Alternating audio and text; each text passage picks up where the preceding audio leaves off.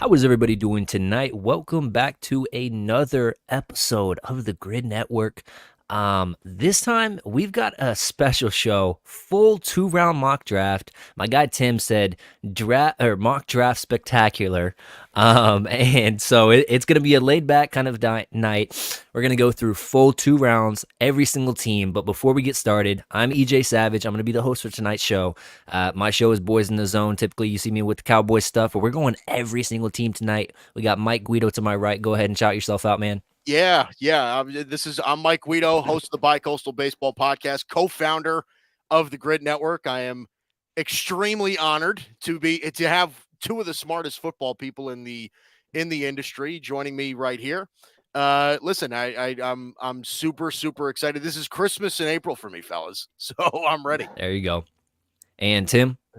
What's up, guys? Yeah, host of the Boston Sports Summit live on the GRYD Network every Wednesday at 7. We talk obviously all Boston sports. You can see behind me. You get the Al Horford poster, the Paul Pierce jersey, Super Bowl 39, the Red Sox. I mean, talk about everything. But this is like my favorite time of year. The only thing is I wish I had more hours in the day to just watch film. Like, honestly, you know, I put together, me and a buddy put together a draft board a few years back, and it was like, you know, the amount of hours we were watching film, it was like, man, I can't get anything else done.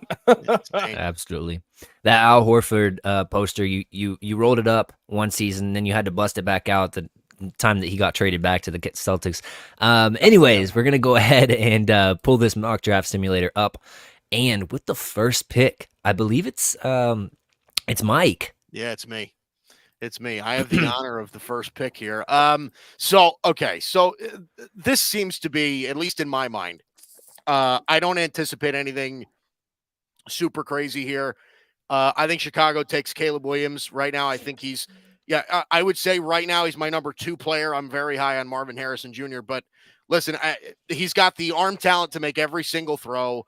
He's super duper mobile. He's one of these guys that kind of relies on the spectacular at times. He can get a little bit erratic, but I'm going to take Caleb Williams here. I do have some concerns with the head. I know that Tim and I have talked about this before, where it just seems like it's, you know, whether it's a I don't want to call it a selfishness, but maybe he's, you know, could be a little bit full of himself. He could be, you know, we're not sure, you know, what was it, the Pac-12 tournament game where he ran into his mother's arms in the stands and everything like that. Like, I'm not a guy who's against men crying, but there's also, you have to lead a group of 30-something-year-old men. You know, if I have maybe some leadership quality issues there, but talent is off the charts, off the arm talent, accuracy, he can make every play. I think right now it's the consensus number 1 pick. So as the Chicago Bears, I will take Caleb Williams. Yeah, I mean, realistically, he's my number 2 player as well. Just to get a word in here about him, I think that he's dynamic. He's one of those guys that typically you look for at least one special quality. He has, in my opinion, 4 special qualities. Just his ability to extend plays, has all the arm talent, velocity for a quarterback. He has good accuracy, and he just makes some circus throws. Some people obviously compare him to a Patrick Mahomes, but obviously that's lofty expectations. You know, one of the best in the game, if not the best. But you know, I truthfully think that the Bears are building something that's going to be fun. Especially, you know, pairing him with some new weapons there in Chicago. With the second pick, I have the second pick right here. The Washington Commanders. Obviously, I'm a Cowboys fan, so I could sabotage them here right now. Long snapper, number 2 picky. There we go. Yeah, long snapper. Here we go. No, realistically, I am going to go Drake May. I think that he is clear cut, probably number 2. I know a lot of people want to talk about Jaden Daniels, the Heisman. Excuse me, the former Heisman, but Drake May just has so much upside, and yes, he plays some hero ball a little bit, but I really feel like they are gearing to pick Drake May instead of Jaden Daniels, and I know there's the talks about them getting Marcus Mariota and them getting Cliff Kingsbury in there, and they probably want a mobile guy, but Drake May, you guys are sleeping on his athleticism. He's a very athletic guy. He comes from a basketball background. So yeah, just don't sleep on him athletically wise. I think he's going to be that number 2 pick. And with the number 3 pick, we got Tim up here with the Patriots.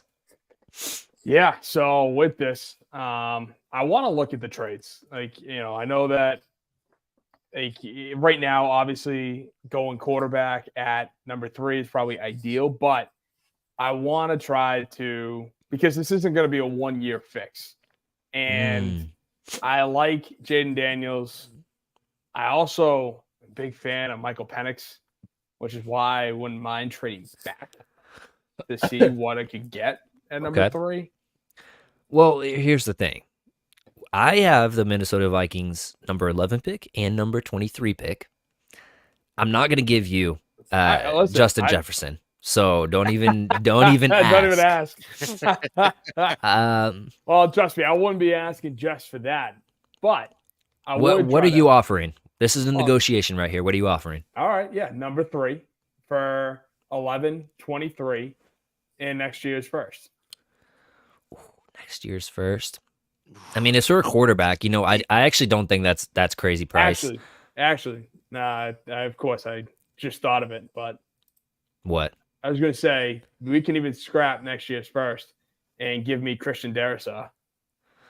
Ooh, Christian Darrisaw, the defensive tackle. Defensive tackle. Give up your I think tackle also? Ooh. I think you're thinking of okay. I'm thinking, for whatever reason, I was thinking Christian Barmore, who's already on the Patriots. You're thinking Darrisaw. Yeah, I wouldn't give up my left tackle. I'll give you 11, 23 in first rounds next year. Right. If you want to take that. That's 3 first-round picks. Wow. Okay.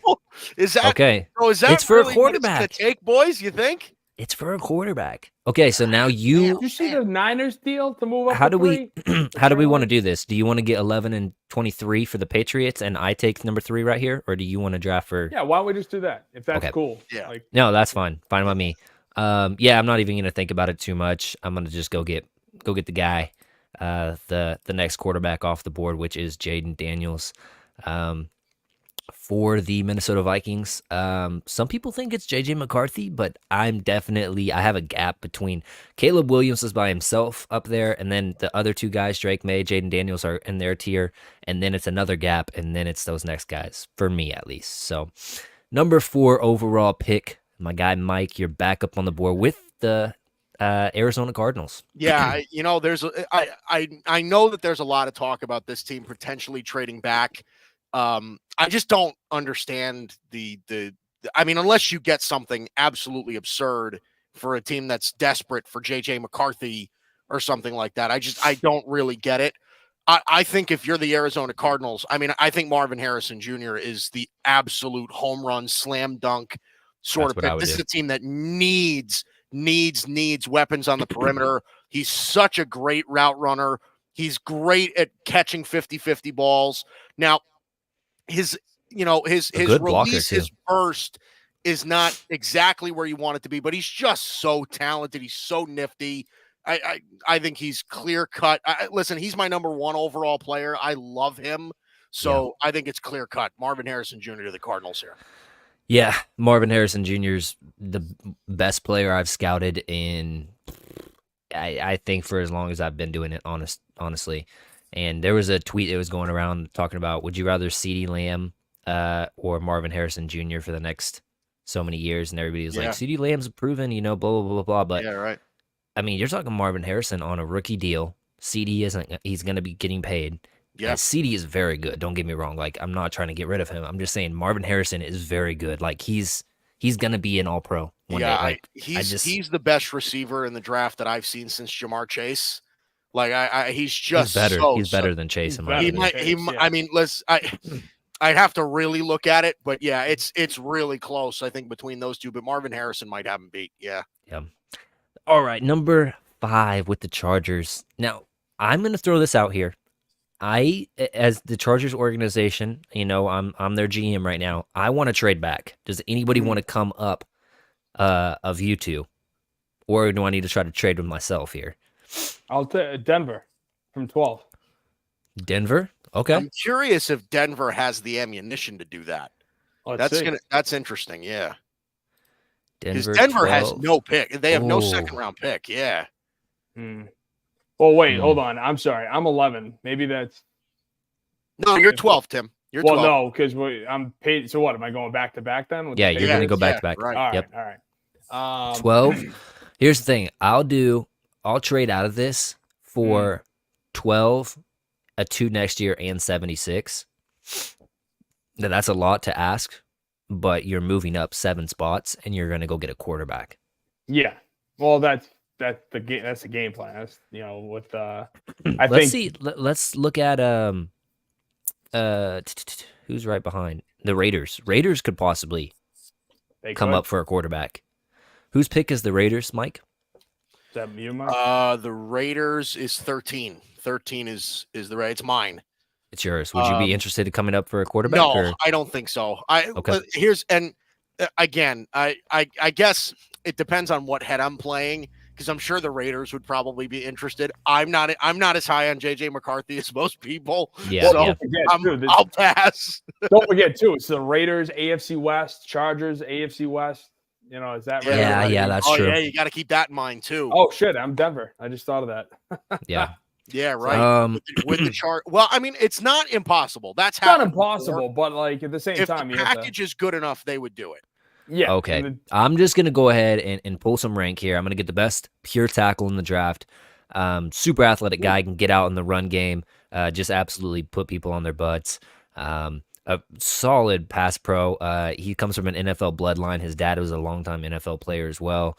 I'm just going to go with Joe Alt, not even think about it. Get nasty in the trenches. I know that they traded away Keenan Allen, but you're talking about bringing in a guy that, as your new head coach, that loves to get big, nasty guys in the center, in the trenches, and just play hard-nosed ball, run it down people's throats. So, yeah, I'm going to go with the tackle there, Joe Alt, and that brings up the Giants at 6. You know who's pissed about that pick is Tennessee.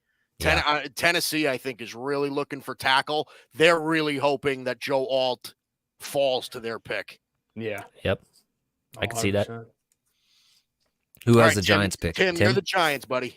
So on the Giants. To make my first draft selection of the night, because I made a trade with the Pats. It's true.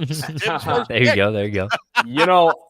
Again, as much as I was a huge fan of Daniel Jones coming from Duke, because I was like, this kid is going to be elite, spicy. He was good at Duke. Really enjoyed what he did there and how he made Duke like an actual football program. And then he went to the Giants and just absolutely shat the bed. Like, it was wild to see just the fall from grace. And he went to so many Peyton Manning camps. And I remember that being like such a huge story. But now I think the time is done. I think Daniel Jones' era in New York is coming to a screeching halt. So I'm going JJ McCarthy. Boom. Lock it in. Yeah, a guy that just, in one of the games, he literally attempted 6 passes. Not completed, attempted. Well, wait, hold on. McCarthy? Yes. Yeah, no, I know that. But again, it's so funny because people bring that up all the time. And listen, I get it. It's 6 passes, but Mac Jones won a game on 3 pass attempts in the NFL. No, I'm not hating on the pick. Yeah. I completely agree with what you're going with. It's just crazy, like how little we've seen on tape of JJ McCarthy. But he's a toolsy guy, a toolsy guy. That game against Bama in the semifinal, though, that final drive to tie up the game, that said a lot to me. He has sneaky athleticism too. So, this is my pick with the Titans right here. I believe it's mine. It is? Okay, go ahead. Yeah, you got the Falcon. You have the next pick, but this is tough because, like I said, I was kind of hoping that Joe Alt would fall to me. Listen, I'm really kind of deciding here because they could go in this situation in 2 different directions. I love Olu Fashanu as a prospect. I think he's well underrated as a tackle prospect. Joe Alt, I think, is the top tackle in the draft, but I don't think that Fashanu is that far behind him. I think he's a really, really good player. The thing with Olu is he's not great in the run department, and he has like baby hands, like very small hands. I'm dead serious. Like it's unheard of, especially for how lengthy he is. It's just he's got 8.5-inch hands, which is I understand all that. I don't know. I love the way that he plays. I just do. Yeah. I don't think he really did anything this season to really disappoint. I'm between him and Malik Neighbors here. Because again, the Titans could use weapons. You know what?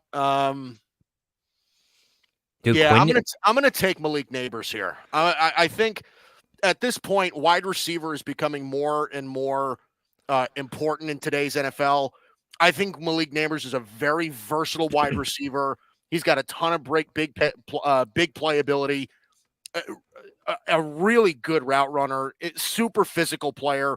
I mean, he really could be the best contested ball catcher in the entire draft. So I think if you gave him, you know, and you got to keep this in mind too. Give Will Levis like a guy with as big of an arm as Will Levis, a guy that can just chuck and duck with the football. I mean, I think Malik Neighbors could really benefit from that offense, and Will Levis could really benefit from a player like this. So I'll take Malik Neighbors. I was hoping for Joe Alt, but Malik Neighbors is not a terrible consolation prize for me. solid pick. I mean, I think that you're building a really, really decent little wide receiver group there in Tennessee with that pick.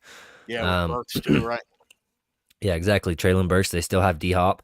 Right. Then you add Malik Neighbors as well. So with the Falcons, though, I think a lot of people want to give them an edge player. Yeah. I think that the first defensive player off of the board is going to be Quinyon Mitchell, small school guy, Toledo, but just tested crazy, can play zone, can play man. He's a ball hawk on the outside. I think you pair him with the cornerback they already have there in Atlanta, and you've got one of the best duos in the league, in my opinion. And I think that it's one of those things. I don't really love this edge class as a whole. No. And so if you're going to reach there, you know, you're probably going to pick one of these smaller guys like Latu. Obviously, he isn't small, but he's not torqued up and fast and crazy. Yeah, right. Then you got Dallas Turner, who's a little bit, lighter, but he's one of those guys. You got Chop Robinson a little bit later down. Those are the guys you're kind of looking at. And I don't know that, Atlanta loves those smaller guys. I know that they had Vic Beasley for a while, but think of like Abram there for so long. That was one of those bigger guys on the edge. I don't know. Yeah. So I'm gonna go Quinyon Mitchell. Yeah, Quinyon Mitchell is really. I mean, have you seen? And maybe there are, but this is a guy that I think at the beginning of the draft process was a late first, early second round kind of guy. Yeah, and he shot up to the point where, I mean, like you just said, he's getting picked in the top 8, top 10. Yeah, his rise was. They love these little corners, man. They really do. Mm-hmm. His rise was all about him proving that he was the best player at the Senior Bowl. Athleticism wise, like he pops off the film. Like you can tell that he's the best player on the field every single time. And he's a guy that he's a workout warrior too. Like he has some crazy testing numbers, working out as well. So I think that that's completely warranted, and I would not be surprised if he's the first defensive player off the board. Yeah. Number 9 here for the Chicago Bears. Yeah, Timmy. And you've got to be staring there at Rome, don't you? You know what? I am, but I also have 4 picks in the entire draft. Oh, he wants to trade back. Well, I'm wondering if somebody wants to come up.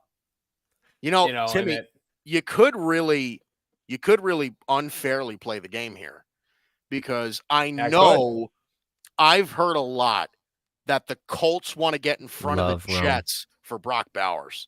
Like I've heard that a lot. So that's something that I could see as a possibility, is the Colts trying to get in front of the I think Jets. they would be going up for Rome, though, no? They need a wide receiver more than... They could. I mean, I don't really know. Any sort of pass catcher, I think that the Colts are eager to get. So it depends on really who you like more. If you like Bowers, they're 2 different positions, obviously, but if you like Bowers as a pass catcher rather than Rome Odunze, then it depends on what they prefer, really. So I don't know.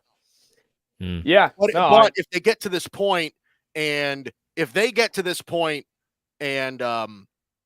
Bowers and they like Odunze more than Bowers, then I don't know that they trade up unless they're afraid that Chicago takes them themselves. So it's a very, logistical sort of deal. I think. Yeah. Well, at the same time, too, I think that's probably, if this falls the way it has, then I wouldn't be surprised if Indy absolutely moves up, especially with Odunze and Bowers available at 9. But you know what? Again, the more I think about it, the more I'm like, this is a 2-round draft. Like, like let's just, Oh, they could get their second rounder. They could. Yeah. The more I maybe think we can about look at it real quick. Let's see. Yeah, let's see what Indy has, just for a quick second. 1546. You could get 1546 for 9. Yeah. Would you do maybe 9 and like next year's 4th or something? I mean, it doesn't really matter for our scenario, but for our scenario, of course not. But yeah. But you know what? I think for this case, I think it would be great to give. I mean, he's already going to have Caleb Williams, already going to have DJ Moore. He's already going to have Keenan Allen. Yeah. But Keenan Allen's definitely on the downfall of his career. Not saying that he sucks, but it's going downhill. Come on, let's be honest here. I love Tim, man. I'm not saying he sucks, but I'm not saying he sucks, but like Rome Odunze half his career. Rome kind of comps similar to Keenan Allen. He's one of the best route runners. He's a big dude though that can still play outside. Contested catch wise, he's good. He'll just go up and get it, just throw it up to him. He really does comp well. Obviously not like a super athlete, neither is Keenan Allen. Like they just crafty, they know how to get open and work in space. If you can run that route, then you can beat any corner in the league. Like that's the thing. I've always believed in that. But yeah, give me Rome. I mean, let's do Caleb Williams, his guy. All right, to the Jets right here with Mike. Yeah. So I know that Brock Bowers is the popular option here for the Jets, and I know that they talk really highly of him. I just have a really big suspicion here, fellas, that they're going to go O-line. Like I just have this feeling that they're going to go O-line. So I'm going to kind of throw a wrench in the works a little bit. I'm going to take Taliesin Fuaga. I think that's their guy. So listen, as much as they've talked about Brock Bowers, I think earlier on in the process, they were talking a lot about Taliesin Fuaga because, listen, as far as size, hands, length, he plays with a mean streak. He's a phenomenal run blocker. He's one of these more unpolished players, right? His footwork isn't 100% there, but you got to keep this in mind too. This is not even really a now pick because if they're going to be locking up tackles with Morgan Moses and Tyron Smith, then he might not even play this year anyway. This seems like a very Joe Douglas kind of pick. So say again? I said I think they'd kick him into guard, and then when one of those guys go down, that he'd slide over. That's definitely possible too. So I think Fuaga right there, that just feels like a very Joe Douglas kind of pick for the Jets. So I'm going to take Fuaga for the Jets. My guy Bot G Eric said, hey, if Aaron Rodgers wants Bowers, they're getting him Bowers. So just so you know. You're not wrong. I'm not eliminating the possibility of Bowers. I'm just saying that from everything that I've seen, the Jets, I think, are going to be really tempted to be secure and go O-line. What's more important? What's more important to Rodgers, keeping him upright or having another guy to catch a pass? Mm-hmm. Right. All right, Tim, you're back up, buddy. I'm back up. And at this stage, if it wasn't for the reports of possibly Oakland, then I would have absolutely gone with an O-line or a receiver here. What positions are you looking for? Wide receiver? But I'm looking. Nope. I'm not. I'm saying normally I would have. Normally I would have probably gone with Fatano out of Washington, but I am looking at quarterback. I'm gonna get him now. Get it done with. Get it over with. I am taking Michael Penix, who, in my opinion, is the best pure passer in this draft. I want to at 11. I want to get it done with, get it over with. We got our guy. I don't get me wrong. I understand his injury history. There was a report that just came out recently that Some are saying that his knee is not as bad as people think. Okay. So I just want to get it over with because I don't want Denver and especially Oakland to, take him. And you know what? I can get whatever I can get at 23. My thing with Penix, and I like him, I really do, is, and you can say this about most quarterbacks, but I think it affects him a little bit more because he doesn't trust rolling out of the pocket and going, as much as he used to. But when you can pressure him, he's a different guy, and not in a good way. So, but yeah, his deep ball accuracy, his touch, just the best. He throws the prettiest ball in this draft, just like tight spiral, sails it like really nice. So, he's got a killer arm, this kid. He really does. I don't hate the pick. I just it would be crazy on draft night. And for me as a viewer, I hope this is the scenario. Yeah. Listen, I wouldn't rule it out as a possibility either that if New England doesn't trade out of 3, that Minnesota doesn't do the same thing. Like I would not rule that out entirely if Minnesota is just like, you know what? We're quarterback desperate. They really like Penix. They really like Bo Nix. They'll just shoot their shot and go for it. Yeah. Yeah. And listen, like I big fan of Michael Penix, obviously. And at the end of the day, like you're right. He doesn't trust rolling out as much anymore. He doesn't, run as much as he did at Indiana. Mm-hmm. And the one thing, though, I will say, at the end of the day, I don't care what your thoughts are, or actually care what your thoughts are, but what I'm trying to say is, at the end of the day, the Super Bowl champion is more of a pocket passer than a guy who runs. Listen, Pat Mahomes, for all his running ability and everything like that, the kid is a pocket passer. That's like it's so funny because everyone's like, oh, we got to get more mobile at quarterback. But look who's winning Super Bowls. It's the guy in the pocket, the guy who wants to throw first, then run. I will agree with that, but he also is like very, very good at extending plays. Of course. I'm not saying that you can't extend plays. That's not what I'm trying to imply. The passing aspect is so big. Being able to sit in that pocket, take a beating, and get rid of the ball is, very underrated in today's NFL, even though it keeps winning and winning every single time. Right. Yeah. Shout out to another show on the GRYD Network. Crack 'em if you got 'em. For my boys at Cowboys Can Fan podcast. I think you're straight back up, Tim, back to back with this one. Yeah, you got Denver here, Timmy. Back to back. Denver is so interesting right now because after their fiasco with Russell Wilson, I think Sean Payton is just gonna go out of the box. I'm gonna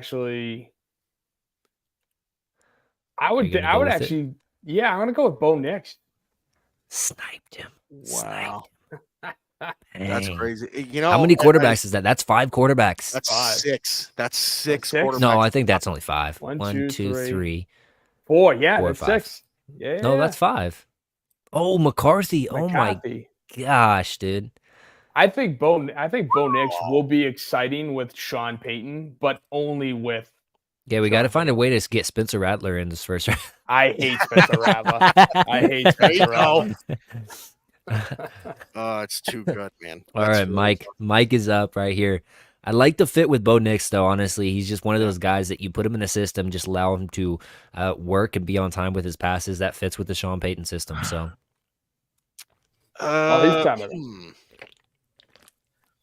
this is interesting here because, I think the Raiders want to go corner. I think they want to go corner. If it just from a pure feeling, yeah. Give me Terry and Arnold. You made the right pick because they're never drafting a white boy at corner. Yeah, as athletic as Cooper DeJean the Raiders is, would be the team that does it though. They would. No, I don't think they pick super athletic people that should go way earlier. Terry and Arnold is athletic, not super athletic, but I just don't think that they would trust that. I would. They're a little. The Raiders. Like listen to this. Raiders. Race it. Raiders. Oh, Race it. No, I'm just kidding. No, I'm just kidding. Easy. Look, I think the big reason I'm making this pick here is because as far as like physicality is concerned, Yes, when he it comes is. to corners, Terrion Arnold is a vicious tackler. Like Yeah. he's a really physical player for a guy who's not big. I mean, he's like six. What is he like? Yeah, 6 he's foot, smaller. 190. Like he's not an unbelievably big guy. 6'0", So 196. I think they go corner here. Listen, I think we're using PFF. I think PFF has Cooper DeJean a little bit, has him rated higher than I think most teams would have him rated.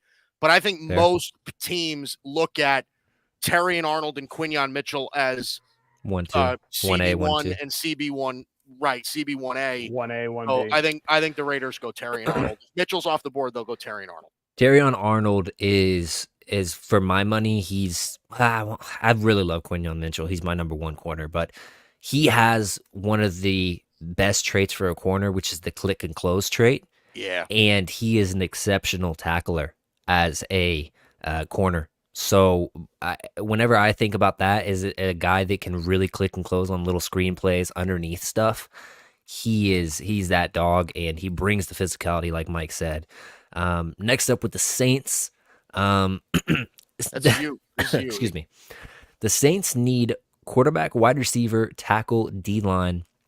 I think that there's been some reports about Ramczyk possibly not even being able to play at all this season. Yeah. So not tight end.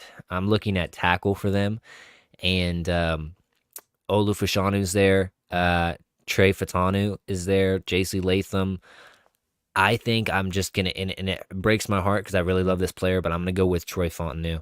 Or Fatanu, I think is how I need to get used to saying Fatanu because that's how he says it. But yeah, the kid out of Washington could probably play guard inside, but he's just what you want for a player as a guy on an island. Just has exceptional hands, has the footwork to get out quick in the in the kick steps. Yeah. He's more aggressive for a tackle. Like usually you like to see your tackles be patient and not engage first, because then that allows the defender to knock down your arms or whatever and swim and swipe. Right. But he's kind of an aggressive tackle. He kind of flips it on its head a little bit sometimes, and I kind of like that because he is so technically sound and he has a good ability to reposture and get back into the place he's supposed to. So yeah, he's pretty versatile too. I think you could play him all over the offensive line. I think you could kick him into guard if you really wanted to. Also, he's a really versatile player. I agree. Colts next up. They're another team that really likes those athletic guys. So wide receiver right here is definitely don't even bother. Don't even bother. You got Brock Bowers sitting right there. All right. I mean, that's too easy. The one thing I will say about Brock that surprised me is last year, not this past season, the season before, Brock was so dominant. Like really, he's coming out season. It was 2 years ago. He had some injuries this year. Yep. Yeah, he had some injuries, but like I swear, when I saw him at Georgia, I know Georgia, but I'm saying when I saw him in street clothes, I couldn't believe how like tiny he was. Like I thought he was like a big dude that could run, but no, he was pretty tiny in street clothes. It's like, damn. Yeah, he's not really one of those tight ends that work in line as much. Like he's more of that kind of like slot tight end. Yeah, he's more that wide. But what he does though, I mean, he is just dynamic after the catch. That's where he's truly 100%. Special. He has wiggle. He has athleticism. Exactly. Yeah. I mean, he just has that ability to catch it over the middle and then instantly get extra yards, 5, 7.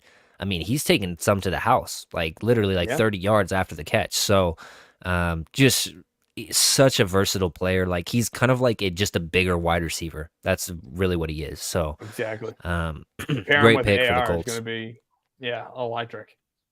I think it's who they want too. Like if Brock Bowers falls to 15, I think the Indianapolis is going to be throwing a party. Like they really want this kid too. Our guy Bryson Carver says, Georgia ran in the rounds with Brock Bowers. Kid is an insane athlete. So he's electric. Who is this, Mike? Yeah, this is me with the Seahawks. So I no doubt think that this is going to be D-line. I just don't know where on the D-line. I think I'm kind of between two because I'm surprised that Dallas Turner is still on the board. Okay. But I've also heard that teams really, really, really love Byron Murphy. So Yeah. I'm going to take a shot here. I'm going to take Byron Murphy. This is one of those guys where, like, this is, I think, your, like, prototypical, like, 3-tech sort of defensive tackle where you can swim him in, you can kind of play him in a bunch of different ways. Really explosive, plays with a ton of high motor. Like, I think he's he's an experienced player. I really like Byron Murphy here. I think this is a chance where, like, one of the things that I've heard is, like, this is Byron Murphy's floor. Like, there's no way that Byron Murphy gets past the Seahawks at 16. I think his stock is climbing. I'll take Byron Murphy here. Yeah. I mean, Byron Murphy is one of those dudes that is just continually getting better and better the more you watch the tape, like the further on in the season.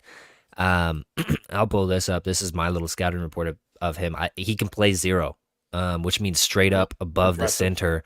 Can play 1-tech 3, even some 4-eye, which means that he's on the inside shoulder of the offensive tackle. So incredibly versatile, rare explosiveness. He's really good in the run department, but PFF has him as their highest rated pass rushing interior defensive lineman. Extremely fast off the snap, relentless motor. He'll go down to his knee and just take on double teams and just push them. Like, it's crazy, his power, and he's a little bit undersized, but man, I really, really like Byron Murphy. He's just a straight dog. So love that pick right there. For me, Brian Robinson Jr. right here for the Jags is incredibly enticing. They need DB though too. Cooper DeJean could possibly be their guy. Edge rushers as well. Dallas Turner. I can't remember the edge they took with the first overall pick not too long ago. Trayvon Walker. Yeah, Walker. Yep. Yeah. Who's another? Yeah, he's another just athletic guy. Just blew up the combine. But yeah, they need interior O-line. Like, I think that they're gonna look at J.C. Latham right here and think he's a monster in line. Yes, he's listed as a tackle and a right tackle at that, but you throw him in there at guard and he is going to eat souls. Just a dude that has power, has that anchor, drives in the run game, likes to put people on their back. Excuse me. He's just one of those dudes that is a straight dog. So J.C. Latham here to the Jags, and with the intention of moving him in at guard. Yeah, that's interesting. J.C. Latham, he's a big dude. J.C. Latham can really, but he can move for a big dude. Like, this is not one of these guys that's a statue. I think this is a good pick here. I'm surprised you went O-line. It's not a bad pick at all. But I was thinking, for as long as I've been thinking about the Jaguars draft process, I've been thinking anything on the perimeter, corner, receiver, any of these guys, right? But I mean, listen, if you can keep finding ways to protect Trevor Lawrence, then it doesn't hurt him, right? Yeah. This is you, Tim, with the Bengals here. Well, I'm thinking about it because Cincinnati, we all know, needs to protect Joe Burrow at all costs. Right. And obviously with Fashanu being on the board, that looks pretty enticing. The other thing is, too, they have such great DNs, edge guys, but their D tackles, I mean, they lost DJ Reader. Yeah, they lost DJ Reader. They could take Jerzon Newton, and he's a dog. He's amongst my favorite. Like, he's a pet cat of mine. Yeah, sure up that pick there. You know, the D line. You know, my philosophy has always been when it comes to football is you basically have to build from the inside out. You know, a phenomenal O-line can make an average quarterback and receivers look great. A phenomenal D-line can make average corners look great. And you also think, like, Joe Burrow, for all he's worth, like, he's a great quarterback, but when they made that Super Bowl run, it wasn't because of Joe Burrow. It was because of that defense. Right. And a lot of people forget that. So you build that defense with the intention of trying to rebuild what got you to the Super Bowl, and maybe you are cooking with gas, because we've seen it time and time again. The Bengals, yes, we come in every single draft cycle and we're like, they need offensive line, and they never go O-line first round. I don't know why, They never do. but it's one of those things. Yeah. I mean, does it change this year though? Do you think because of the player that's there? Of Joe Burrow's, if this is Joe Burrow's second serious injury, like, are they saying, all right, like, look, and it wasn't necessarily the O-line's fault that he got hurt, but at the same time, it's like, yeah, it was. We can't risk this anymore. Like, yeah, we got to make sure. Plays a factor or no? I think it does. I mean, you got to say, like, first of all, we all know Cincinnati and their ownership are just super cheap in the worst way possible. And yet they've never protected any of their quarterbacks ever. Right. From Carson Palmer, Joe Burrow. I'm forgetting the Dalton. Andy Dalton, thank you. Dalton, right. They always want to go. They want to be like friggin' Indy was in Irsay, and just be like, get me the flash guy. Get me the flash guy. I don't care about the line. And look what happened to Andrew Luck. Ooh, but hey, do you possibly go wide receiver with the intention of trading back up in the draft and trading T. Higgins for a draft pick, though? That's not a bad thought. I mean, we're getting crazy here, but we're getting crazy. Well, you know what? Okay. At this point, I think let's keep it going. Let's take the D tackle, Jazon Newton, and not even and tell Joe Burrow to go right before the basically. Rams, man. Jeez Louise. All right, we're gonna go ahead. Let's do it. Let's do it. I like Johnny that though. Newton, imagine that defensive line now, though. Like, you add Johnny Newton to a defensive line with Hubbard and Hutchinson. Hendrickson. Hendrickson. I'm sorry. Yeah. Why I was thinking of Aiden Hutchinson. My bad. Yeah. But yes, but with Hendrickson, Hubbard, and now you add Newton into the middle of that. I mean, that could be pretty nasty. Serious. Yeah, absolutely. All right, who has the Rams? Me. That's me. There you go. I am stunned. This look. Is there a team in the NFL at this current moment that needs edge rushers more than the Rams do? Because I don't think there is. This Probably is a team not, that is hurting for edge rushers. So give me Dallas Turner. I mean, I like I said, I'm stunned that this guy is still on the board. I think at this point he's the clear-cut best. Edge rusher in the draft. There were some people that thought he was better than Anderson last year. I mean, truthfully, on that Alabama line. So yeah, I mean, Will Anderson, I think was a different beast. But I mean, listen, Dallas Turner definitely put people in their place, right? He's a super explosive guy. He's one of these guys that's like super, like he can just finesse you, right? Like he's super maneuver. He can bend. He's got this quick twitch sort of ability. Like he's not the biggest guy, but like neither was Aaron Donald. You know what I mean? Like these are the kind of things that you kind of need to think about too. So look, Dallas Turner to the Rams. If the Rams get Dallas Turner at 19, again, I think this is another party being thrown in Los Angeles. I didn't think it is. Yeah. I'm not even going to think about this pick, honestly. Just keep the hometown kid right there, Olu Fashanu, in Pennsylvania, there in Pittsburgh, and you're having a party with this pick too. I think if you get this type of a talented player there at 20. With the Dolphins right here, Tim, you're back up on the clock. Do you want to look down the board or anything, or?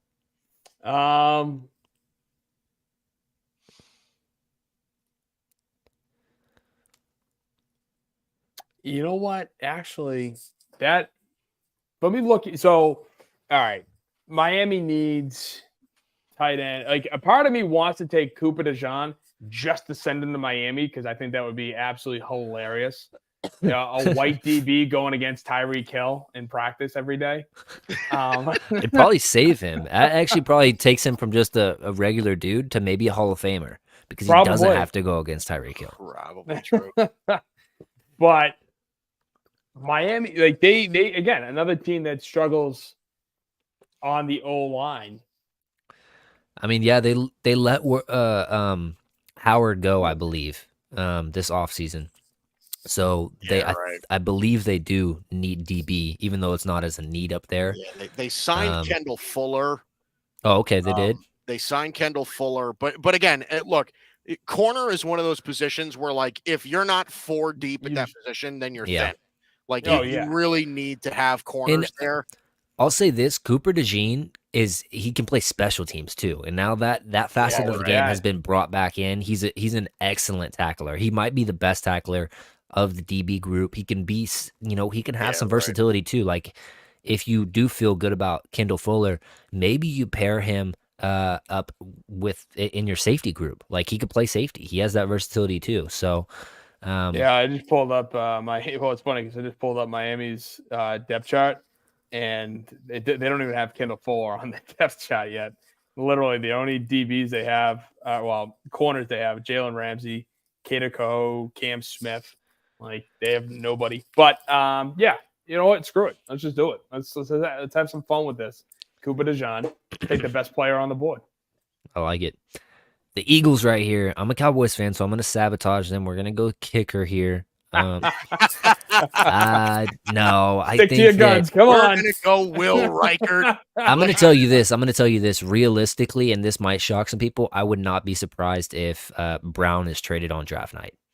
Do not let that surprise you if it does happen. Bring him right here, baby. Again? Right here. Let's there you go. I will make that draft. I'll make that trade right now. Realistically, I think that you sniped the Eagles pick. Nate Wiggins here's the thing. Nate Wiggins is very fast. He's very athletic. He has that click and close ability, kind of a gambler, a little bit like a Trey Diggs.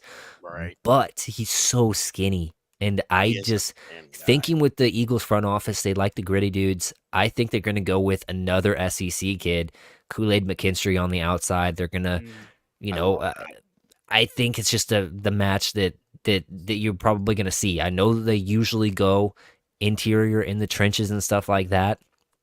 But I know they got rid of Reddick, but they have the backup there. They picked Nolan Smith last year. Their D tackles are solid. Obviously they got Jalen Carter, they got Davis. Offensive line, they're solid. Yes, they probably need a center, but they feel like they have that guy in-house. I just think that they have too much need on the outside. So Kool-Aid McKinstry, a guy that's just a physical guy. He's smart. Like, he started really early in the Alabama career. And I think that he's going to fit into that group and get on the field really early and learn behind Slay some. Yeah, I was like, for a while, I was thinking about, and I don't really think this way anymore, but for a while, I was really thinking, once Jason Kelsey retired, I was really thinking, like, do not be surprised if the Eagles take Jackson Powers Johnson. Yeah. Like, do not be surprised if they do that. Even if it was somebody like Graham Barton, like, don't be surprised if they take one of those interior offensive linemen and try to just beef up the inside, make up for it. But they were, I mean, EJ, you remember this too. I mean, you're a Cowboy guy just like I am. Their defensive backfield was horrible, atrocious last horrendous. Year. All of the synonyms, all of them. Throw it all out there. And listen, I think, like, I'll defer to you on this. Why do you think that Kool-Aid McKinstry has fallen in the draft process, do you think? I think that realistically, you were watching tape of Kool-Aid McKinstry, and you saw Terrion Arnold on the other side, and you were like, oh, that guy looks better. And he did. Like, I don't think that you can argue that. No, you can't. You're right. Kool-Aid McKinstry also had a bad game against Texas. Like, A.D. Mitchell just, posterized him, just killed him all game. Not the greatest game against LSU, and obviously they have talented wide receivers there at LSU, but McKinstry, he's one of those guys, though. I don't think he gets phased. I think he's been playing corner for a long time. He's one of those guys that knows what to do, stay on their keys. He's a guy, realistically, I think could have an arc sort of like a Stephon Gilmore, and where he comes in, it takes him a little bit of time to get going, but once he does, he just trusts the process so much that he's a really good player and amongst one of the best in the league for a long time. And then you see him sticking around for a long time just because he's so technically sound. I think the Kool-Aid's kind of like that. Tim, back up with the Patriots here, buddy. And Latu seems like a very Patriots pick. I would be interested in that, but I know they have so many needs for that team. So yeah, you know what, this is like the problem, and that's part of the reason why I traded out of 3 to get 11 and 23, because there are just too many needs. And you know what, I heard recently, like a lot of New England guys are, trying to poo-poo the trade back because, like, in order to accumulate more draft capital, because, well, you have to hit on the pick. Yeah. Like, well, you also have to hit on number 3, and you only have 3 and then 34. So why not give yourself more opportunities to, I don't know, get a Michael Penix, get a wide receiver or a tackle, and, there you go. You have now more capital to figure it all out, right? So as much as I would love to sit here and take Latu to help New England's defense, because I like Judon, but I think he tailors off at the end of every single season. Once November hits, right around November, Thanksgiving, he's gone, non-existent anymore. Yeah, right. So I would love that, but I just want to go receiver, especially with Juju's little antics over the weekend. Antics, we'll call it that. Yeah, we'll call it that. Like, you stupid idiot. So give AD Mitchell. I loved him, man. I honestly, AD Mitchell. Honestly, I hated getting Juju. I thought it was stupid to pick him over the kid that's out in Oakland now. Sorry, name's still in my mind, but oh my God, Oakland. Who are you talking about? Yeah, it was. Oh my God. You mean Vegas? Jacoby Myers. Jacoby Myers. Yeah. Sorry. It's the air in this room or something like that. Tim said Oakland. I'm thinking of like Oakland, players named Oakland. I'm like, Oakland. I'm like, who the heck is Oakland? There's very rarely I haven't heard Vegas of it. Now, yeah. Hey, okay. Anyways, we're rolling with AD Mitchell or Adonai Mitchell. Anyways, Cowboys pick up here with my guy Mike. We have a whole host of players I would love. I want to hear what you have to say first. Go ahead. I had a buddy of mine who sent me his mock draft, like, I don't know, 2 hours ago, and said, and he had the Cowboys taking Chop Robinson, and I think I wanted to throw up.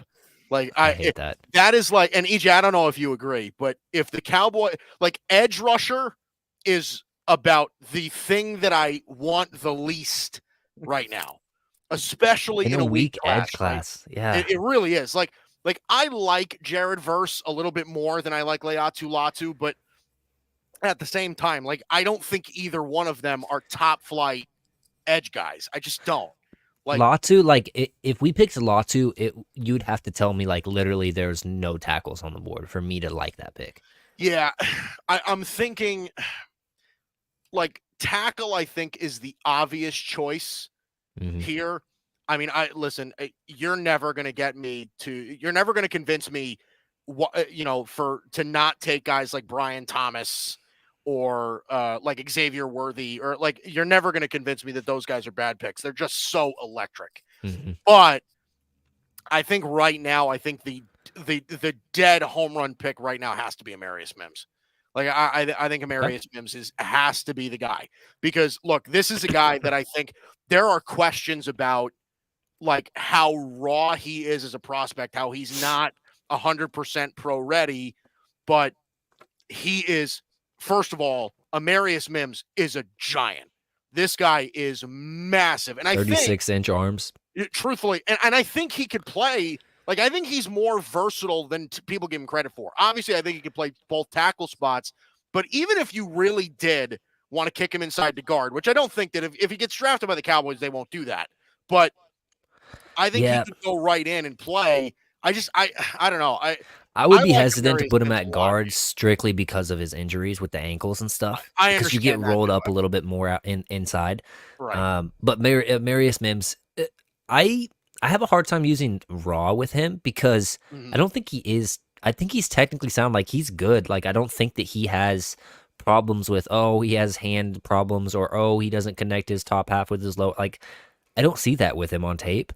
I just think that there's not enough tape to truly evaluate him That's to what the I'm level you saying is want like to. he's a fairly inexperienced player. Like Mhm. he wasn't in the Georgia lineup for very long. He's just one of these guys that's a little bit newer to the scene, but I think his upside is crazy. I really do. Like I Yeah. think his upside is up there with JC Latham and Olu Fashanu. Like I think he's in that same breath, because if you want to talk about like tackle tiers, right? And this is how you know it's draft season, because we're talking about tiers of offensive tackles, Yeah, yeah. right? But like I think Joe Alt is, if you want to consider Joe Alt kind of in a class by himself, that's fine.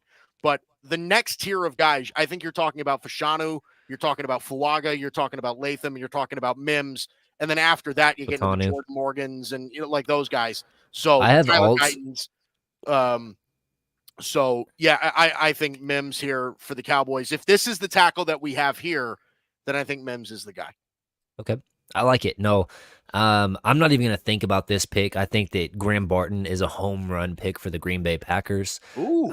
Can play any of those interior spots. A lot of people want to push him into center because he's played it, but I think he'd be really good at guard as well. And he just seems like a Packers kind of player. They like to go with offensive line or trench guys anyways. And man, I would like to see that. Athletic player, can get out in the pulled run game. I just can't even question it. If that guy's there for the Packers, they're going to pick him. Yeah. I I think offensive line is without a doubt. Even if they decided to go tackle and they went to go with Tyler Guyton or something like that, I don't think that would be a terrible decision. I know that Guyton has had his issues, but look, I was looking at your graphics before, EJ, and I was just thinking to myself, I'm like, Graham Barton looks like a Cowboy already. Like, he just doesn't that look like the guy who the Cowboys would take? He just does. It does, yeah. Yep. He's a good player, though. He's a good player. I know you and I have had a little bit of disagreement about him, but listen, he's no matter where he plays, I think he'll turn out to be fine. You know, It just depends on, how quickly he gets there. I think that's really where I stand on that. Yeah. Tim with the Bucks right here. Running back, tight end, guard, center, edge, linebacker, cornerback, everything they need apparently. Everything. Yeah. Well, trust me, I've seen enough of Tampa where I'm like, they need everything. And the fact that they were able to bring back both Mike Evans and Baker Mayfield, I think is huge for them, because I'm sorry, everybody was talking about how, you have to bring back Baker. You got to bring back Baker. I'm like, the only reason why Baker succeeded was because of Mike Evans.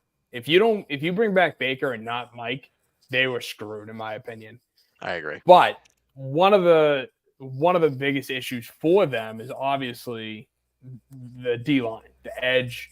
They have nobody there. So if Lautu is somehow falls to them at 26, they should be all over that. And twice on Sunday. I was debating between him and Nate Wiggins, but I'm going Lautu. Okay. Latu, probably the most technically sound edge rusher. Just his hand tech, his ability to counter. Just a technician. Obviously, he had to transfer from Washington due to some injury concerns, goes to UCLA, been healthy there, and just he's been, I think, the highest graded edge rusher on pass sets for PFF the last 2 years. So really just a clean prospect overall. Arizona Cardinals, again, for my guy Mike, if I can talk right here. Wide receiver, guard, center, D-line, cornerback. We went with Marvin Harrison. Yep. Yeah, we got Marvin Harrison before. So I think I have a plan here for Arizona. Do I have Arizona in the second? No, I don't. You do, E. But okay. I think, you know what? I'm going to take him now. I'm not going to risk trying to get him in the second round. I'm going to take Darius Robinson. Ooh, okay. I'm going to take Darius Robinson.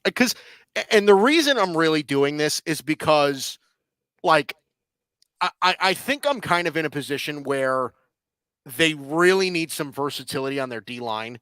Like this is one of those players that I think can play either on the outside or on the inside. He can play on either side of the shoulder. Physical at the point of attack. He's really, really got an array of weapons that he uses across the D line. Mm-hmm. There are times a little bit where I think he plays a little bit too much bully ball, but I mean, he's a really, really good player. And as far as like draft stock is concerned, Darius Robinson has had a very good draft process. I think he's shot up boards quite a bit.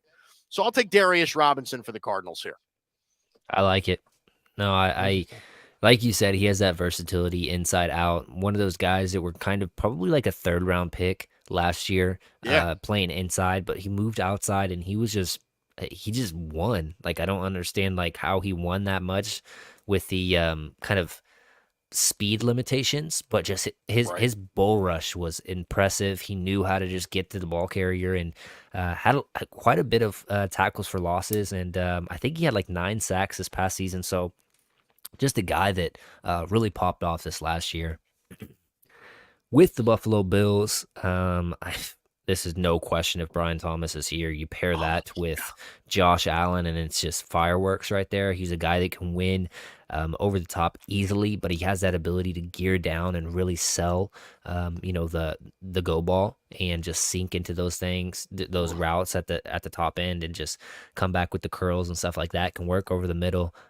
Has a big catch radius. Obviously, wasn't great in contested catch situations, but he's a guy that, like, if he makes it here, you're running to the board. Or, it's too good to pass up. Yeah, I agree. And I think he ran a 4.33 40 at the combine, and I think he's faster than that. Like, looking at him, you just see him on tape, and, like, nobody comes even, like, he's running past guys, like, and blowing them away.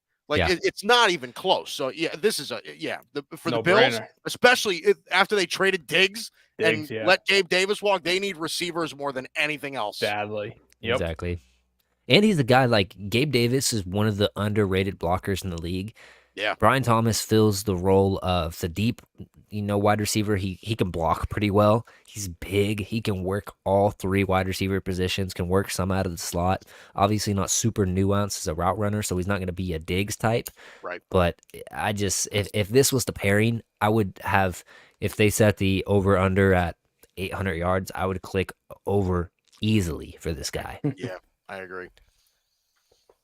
With the Lions right here, we got, who would it be, Tim? I think it's, this is Timmy. Right. All right, yeah, Detroit. I think there's a no-brainer pick right here, in my opinion. What, Jackson Powers? No. Jared Verse, in my opinion. I think that he fits that tough nose mentality. He plays run defense so well. You pair him with Hutchinson, you got 2 big edges that can play powerful in the trenches, and then also give you that versatility as pass rushers as well, and just fits in with that Dan Campbell mindset. That's honest to God. I actually I think the idea of adding Verse is, I think it's legit. If it were me in this spot, I think I'd go for corner. Like that was really, I think, the hole that they had. My thing though is Wiggins so small. Does he really fit with Detroit? I understand that, but I also don't think like if you really wanted to go for a corner that wasn't as skinny, like I don't know that Ennis Rakestraw or anything like this is that much of a reach here at the end of the first. No, he's not. Even TJ Tampa would not be bad. Yeah, right. I think TJ Tampa ranks a little bit right. I think he's probably a little bit below where Rakestraw is, but again, all right, Timmy, it's your pick. It's not ours. Come on, guys, really? Yeah, he's like, seriously, shut up. No, but you know what? That's the thing too, because EJ, when you were saying that like Verse has that tough nose mentality, like that's Dan Campbell all day long. You want to know a sneaky pick right here? If Verse was here, I don't think that they would pass up on it. But a sneaky guy that you guys should pay attention to on draft night for the Detroit Lions, Marshawn Nealon right here. Do not be surprised if this kid goes first round or very early in the second round. And I know there's Adiza Isaac and Jonah Ellis and all these other dudes ahead of him, supposedly on PFF. This guy right here, he's one of those guys that fits in with that kind of mold that Detroit wants to look for. Yeah. And just a tough guy, comes in, right type of player, big, can provide you some pass rush. Obviously, didn't really pop off as much throughout his entirety of his career, but this last year, he did some good things, and he creates pressure on the quarterback. Doesn't always get home, but he's the right kind of guy for Detroit. I would not be surprised if that's the pick. Yeah, no, probably, and especially if Jared Verse is already gone by now. So I mean, with that being said, yeah, just give me Verse. Let's take Jared Verse. Since he's there, best available. The Baltimore Ravens with Mike. You cannot mess up this pick, Mike, because the Ravens, for whatever reason, they're one of the best drafting teams in the league. Yeah, easily. True. That's true. I mean, here's the thing. I think Baltimore has a couple of different directions they can go. They can go offensive tackle. I know that there's a lot of talk about them going receiver. They love Zay Flowers. They got something at least a little bit out of Rashad Bateman last year. Here's the thing, though. It's like the rest of the receivers on the board, like they could go Xavier Worthy, but he's a lot like Zay Flowers. So I don't. Lad McConkey's another guy you want to work out of the slot. Troy Franklin, even to that extent, you probably want to work out from the slot.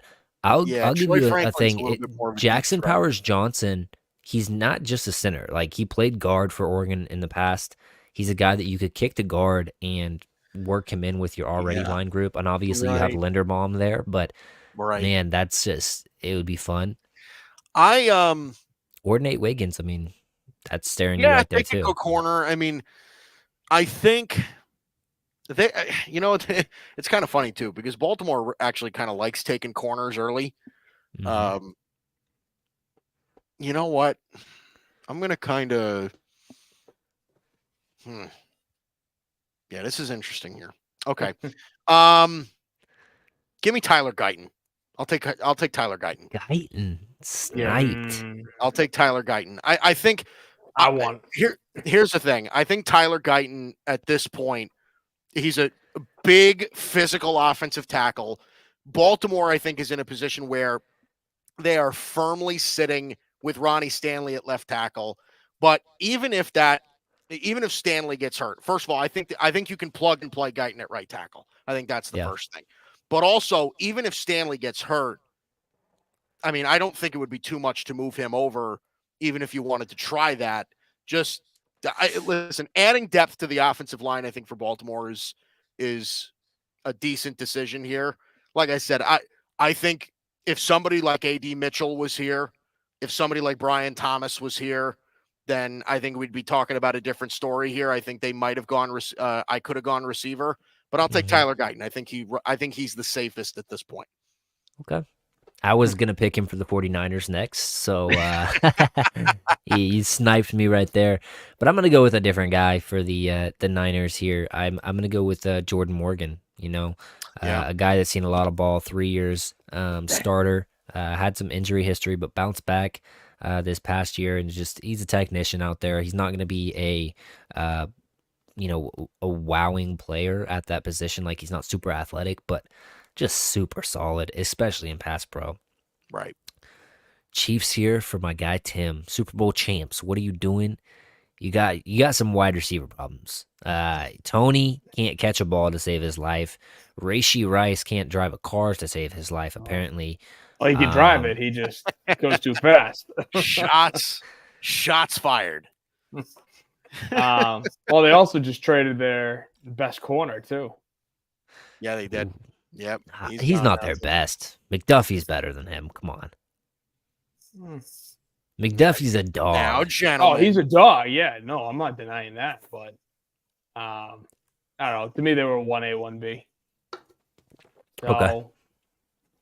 I don't know. I feel like with that, Nate Wiggins staring you in the face. This is a He deep really wide is. Like, receiver class. I mean, This is one of the. This is a very right. Like I kind of want to take like the best player available, which would be Nate Wiggins, at least according to PFF.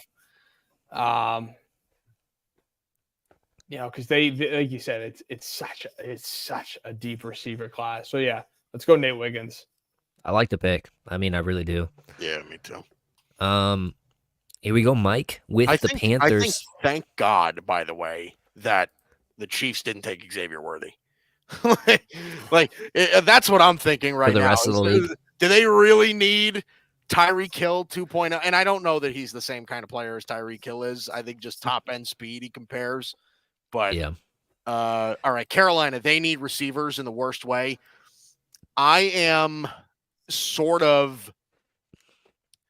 I'm kind of moving away. Troy Franklin is interesting to me, but I think Troy Franklin is a little bit more limited as a route runner than he is more as a top end, take the top off a defense kind of threat. Lad McConkey is interesting. One of the other guys that I'm entertaining here is Keon Coleman. If I had to put my input in here, which I don't, but I will. Lad McConkey reminds me a lot of like an Adam Thielen type, where he just is so crafty, just ability to get open. He catches everything. And he was their best wide receiver for Carolina last year, was Adam Thielen. So he could fit that role and just come in there. Keon, I'm not high on Keon. I'm not. I'll just say that. I'd let somebody else draft him. I'm going to take a guess at why you're not as high on him. I'm sure it's got something to do with the speed. Like his top end speed is not great. Not necessarily. I think that he just doesn't separate very great. I think that he's one of those guys that, like, whenever I brought up Brian Thomas and his ability to kind of gear down and stuff like that, I think Keon Coleman, he can get up to speed. It just takes him a little bit longer. I just don't think that he has nuanced ability to really sell his routes at the top and really create that separation with like the head fakes and just turn your shoulders right here and then instantly come back the other way and hard plant and create that separation. I just don't see it. And for all the talk about him being a good contested catch guy, I thought he was kind of weak in contested catch whenever I watched him, at least on the film I watched. Didn't think that he caught the balls through contact all that well. And then when he did get in space and had the ability to run, he was more finessey than I wanted to see for such a big guy. Like I wish that he would put his head down a little bit more and lay a lick on the corners and stuff like that. Right. Yeah. I'm also entertaining kind of doing something else too, because they also have 39. Okay. So they pick in 6 picks from now, and there's plenty of wide receivers on the board. Okay. Yeah, you know what? I'm going to shake it up a little bit. I'm going to take Jackson Powers Johnson. Oh, I'm going to wrap up this offensive line. This is a team that I think right in the middle of the offensive line, they have a little bit of a need. Ike Mekwonu, I think, is going to be fine at left tackle. I know that he's had his issues. They just signed 2 fresh new guards, 2 new guards with Damian Lewis and Robert Hunt. Taylor Moton at right tackle is a staple. I think you add Jackson Powers Johnson to this mix. And right now you're looking at, I think, a pairing of Bryce Young and Jackson Powers Johnson potentially going into the future for a long, long time. So I'll take JPJ here. I like that pick. This is me with the Patriots, correct? Yeah, it is you, unless you'd be courteous enough to give it to Tim and you get absolutely not. Okay, so he picked AD Mitchell. So I'm not gonna pick Troy Franklin. Chop? What do I want to do? Edge. I wouldn't go chop. Honestly, now that you said something about an edge rusher, Marshawn Nealon? I might go Nealon. He's kind of like a Patriots kind of guy. He really is. Under Belichick. That's true. You do got Mayo in there now, right? I love Tim's disclaimer. So you've already went. Belichick. Yeah, that's true. So okay, let's look at tackles real quick and see what we got. There's nobody. Kingsley Suamataia. Kingsley, yeah. Yeah. Man, do I want to reach for one of those guys though? I have a feeling that Karan Amagagie is going to go higher than most people think. The thing about him, I haven't been able to watch him on film because Yeah. it's Yale. They don't have a lot of all 22. So the only thing I got to watch was like a Holy Cross like little broadcast view thing of him. That must have been fun. And yeah, so I mean, it was hard to really tell what he was, about. But he does have tools. Like I'll admit that.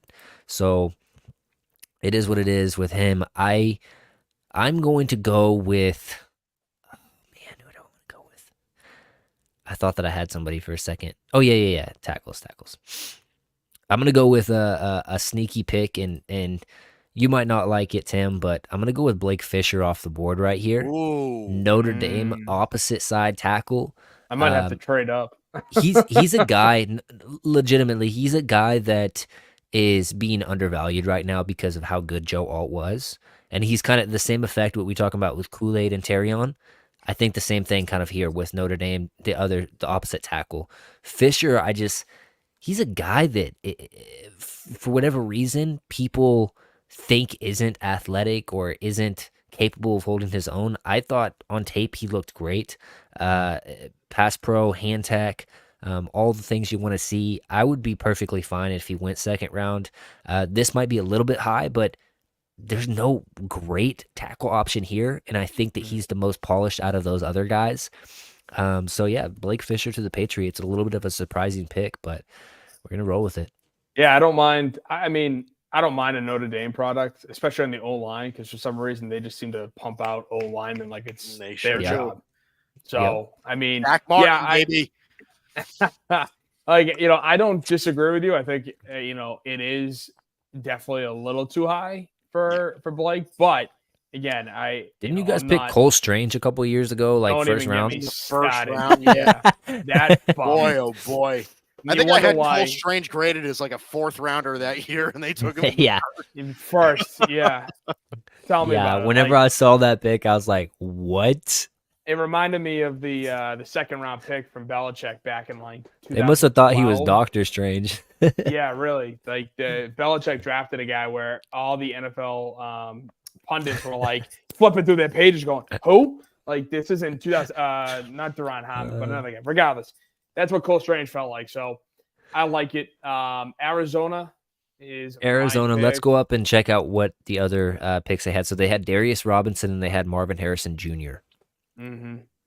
And so they need, let's see. They need guard, center, defensive line, cornerback.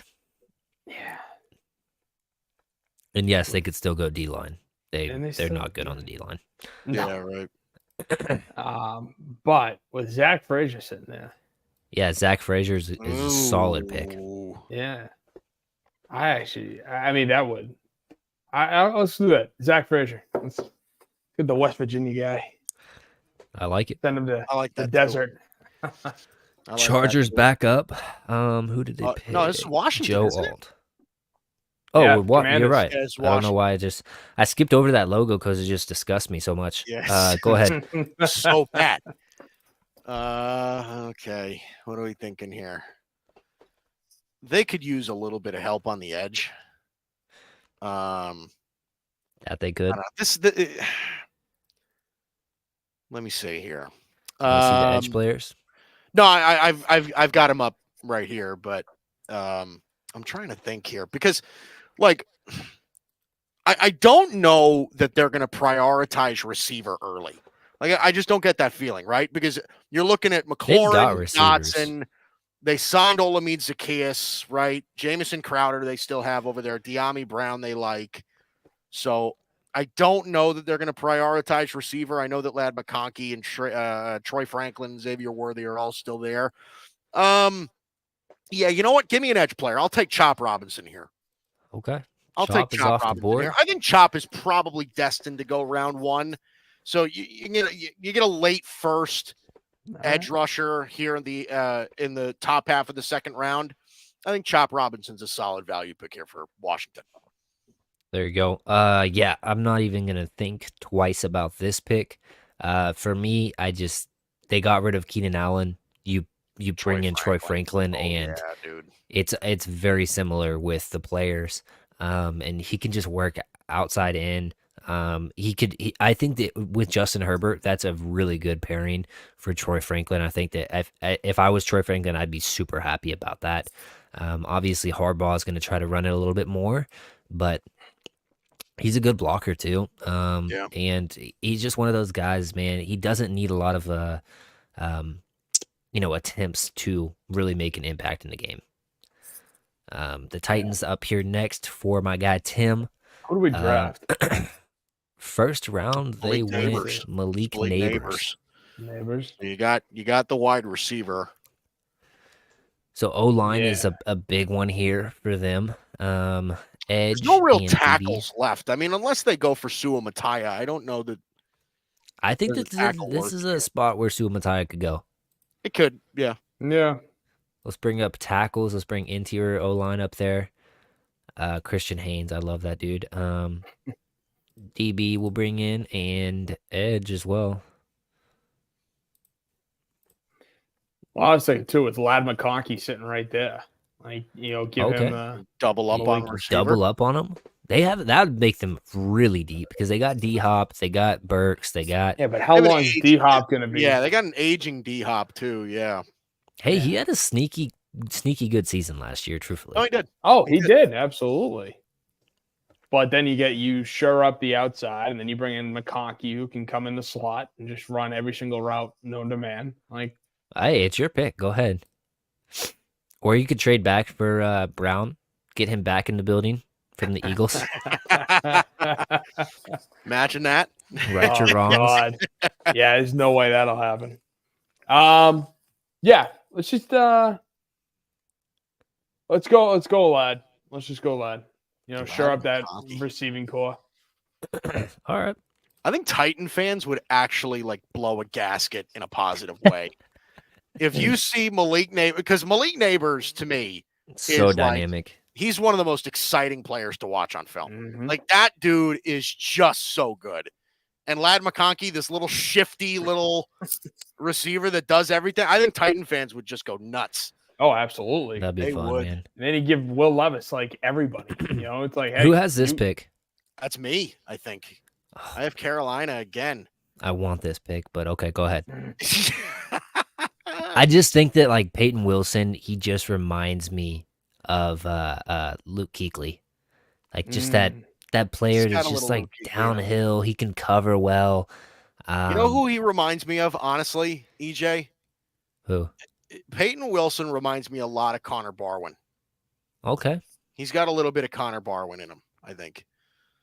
Okay. I think that Barwin,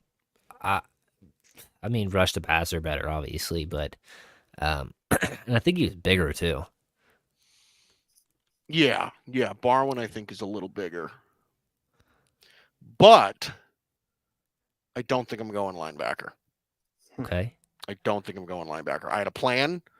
I was going to take JPJ, and then I was going to take a wide receiver. Ooh. So I am going to take Keon Coleman. All right. I'm going to take Keon Coleman. You messed up my plan because I was just about to ask something, but okay. So, were you gonna trade up? I was about to say 49 because I think I have the Bengals pick. I was about to pull off the old T. Higgins for pick. I was gonna go crazy. You should have yelled at me. You should have yelled. No, it's okay. It's okay. We can still get a good receiver where we're at. Yeah, and I understand your concerns, by the way, about Keon Coleman. I do think that there's definite ball skills there. I think Carolina is in such need of guys that can simply, and I think you'll understand what I mean when I say this. They need guys that can just simply catch the football, right? Guys that are not going to lead the league in drops, right? Keon Coleman's got good hands. I think this is one of these guys where the separation where, like you said, I think a lot of that has to do with twitchiness, and he doesn't have great top end speed. He's never going to beat you over the top as far as burning you downfield unless he burns you at the line of scrimmage. But I think this is a guy that when he does create separation and when he does get into a winning position, he's going to win that ball fight a lot of times. So I think at this, especially with their collection of receivers, if you want to call it a gamble, you can call it a gamble, but I think Keon Coleman's a good fit for them. All right.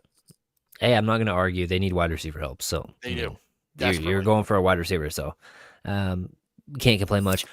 Washington Commanders desperately need a tight end. I think you're betting on Jatavion Sanders here. So Sanders to the Commanders. Don't call me a rapper. But anyways, no, he's just a super athletic dude. He kind of reminds you of Vernon Davis that was there a couple years ago. And,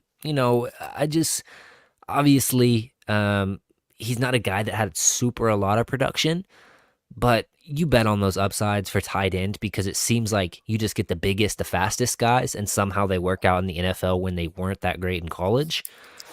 It just seems like a good pick for the Commanders. Yeah. The Packers for Timmy. The Packers. Could we see the first safety taken off the board here with Green Bay? Newbin. Newbin is a very good player. Nasty.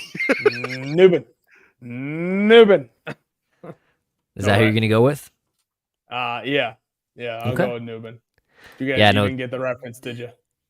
No, I didn't. What? Caddyshack. Noonan. Newbin.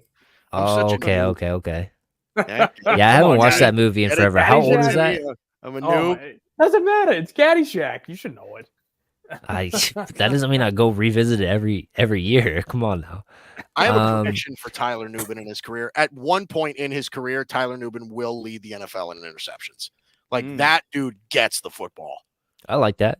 That dude gets the football, dude. I mean, really, Tyler Newbin could have been a first rounder last year.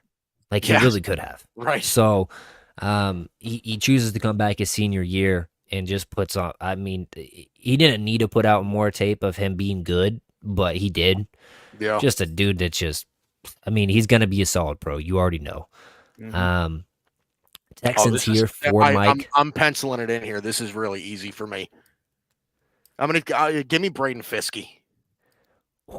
Give me Braden Fiske. Oh, he's one of my pet cats, buddy. I love him. This is such a good fit for them.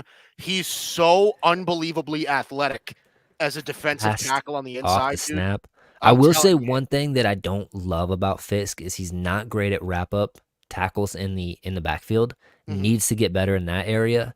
But I mean, you're learning from one of the best defensive coaches in the NFL. Yeah, he's playing for a great defensive coach. But they also, you got to keep this in mind too, is that he's going to be playing behind for the most part, really seasoned veterans in Houston, right? He's going to be playing behind Danico Autry. He's going to be playing behind Mario Williams, right? Sorry, not Mario Williams. Mario Williams? Mario Edwards. My bad. 2002? Facts. Mario Edwards. But look, and you've also got Will Anderson and Daniil Hunter coming off the edge.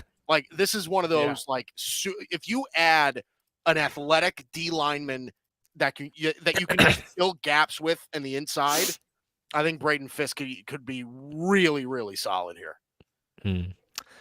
I'm not a big Adiza Isaac guy, but I feel like he would be the pick for the Atlanta Falcons just because he's kind of just one of those guys that's, I don't think he ever has that high upside, but he's just a solid player, you know what I mean?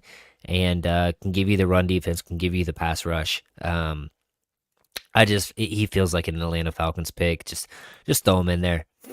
Yeah. 44 with the Oakland, as Tim would like to say, Raiders. Yeah, the Raiders. Like how I still want to call the Washington the Redskins. I mean, come on. The Oakland Raiders, the Washington Redskins, we all know. Now you just canceled our show, bro. Yeah, that's right. Yeah, way to go, Tim.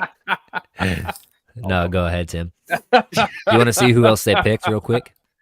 It's Terry and Arnold in the first round. Yeah. Arnold, there we go. Yeah. Well, you know what? We're going to stick on the defensive side anyway because it's Peyton Willis.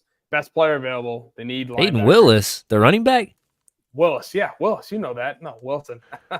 See, look at that. Peyton Wilson. Mario Williams. I think Pete I'm the only Willis. one. I think I'm the only one that hasn't said the wrong name of. No, I did. I said Brian Robinson instead of Brian Thomas earlier.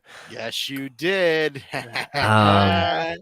Anyways, as soon as I said it, I was trying to just go with the flow and not even act like I said it. But Did pretty good yeah. at that too. Anyways, though, pick 45 with Mike Guido for the Saints. Yeah, the Saints. Troy Fautanu in the first round. Really versatile offensive lineman. Give me Xavier Worthy. I think this is the spot right here. You add him to a receiving core of Chris Olave. They love what they got out of Rashid Shaheed last year. This is just a team that I think needs to get deeper at that position. So give me Xavier Worthy. Record breaker at the combine. This guy is ridiculously fast. Needs to improve as a route runner, but top end speed, he's phenomenal. You remember when Willie Snead was there at the Saints, and he would catch like one 30-yard pass down the field each week, it seemed like. Yeah. That's the floor for Xavier Worthy. Yeah. So yeah, I like that He's pick. one of those You guys, sniped. honest to God, you need to put him in a position where get him the ball quickly and let him work in open space. He's one of those kind of receivers for me. Because if you try to get him into a scheme where he needs to consistently beat guys off the line, he's not going to do that, right? No. Unless you're constantly putting him in go routes, which you're just not going to do. You have to get this guy in short and intermediate routes where he can get the ball quickly and beat guys in open space.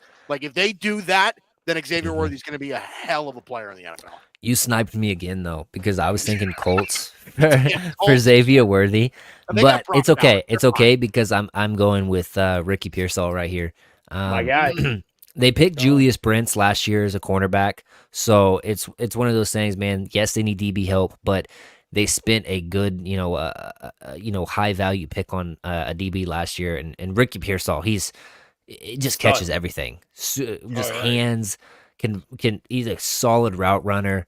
That Jordan catch that he had, did you see that? Oh yeah, no, that's the best catch this past season. It's just crazy. So Ricky Pearsall, no brainer. Pair him up with AI, the guy he played with last year, and Brock Bowers. You got to remember that we picked Brock earlier. Yeah, so Brock, that's right. Well, Brock played at Georgia. So. Yeah.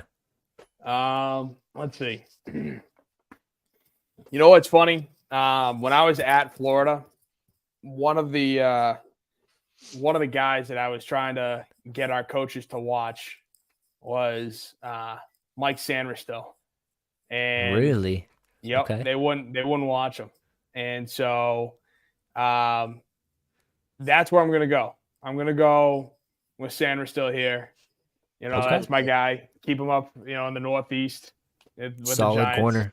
I was a big fan of him coming out of high school, obviously. But then, just moving along, I was like, it took him a while at Michigan, but then he finally, found his niche and really, I thought, turned it on, especially this past season. Just flying up boards. Right? Jags went J.C. Latham in the first round to put him in there at guard. So center still need edge and DB. I think that there's somebody here that I would pick, but Mike, it is your pick. Who are you thinking, buddy? I get the feeling that Jacksonville likes SEC guys. They need DB help here, so I'm going to take Kamari Lassiter. Ooh, Lassiter. I'm going to take Kamari Lassiter. I think this is a good, solid pick here. This is a team that needs defensive back help, right? I mean, they're trying to get themselves in a position where they can salvage what they have in their secondary, right? They signed Ronald Darby, they signed Darnell Savage. I think they're going to try Darnell Savage as a nickel corner, but I think just adding depth to this position, adding more true corners into this spot. I was in between Kamari Lassiter and Ennis Rakestraw, but I think that Kamari Lassiter right now is, I don't know. They're very similar prospects to me as far as ranking is concerned, but I think Lassiter here is the pick. Okay. A guy that didn't have the best testing numbers, but just a guy that he's so smart, so intelligent. He killed the interview process from what I've heard. Yep.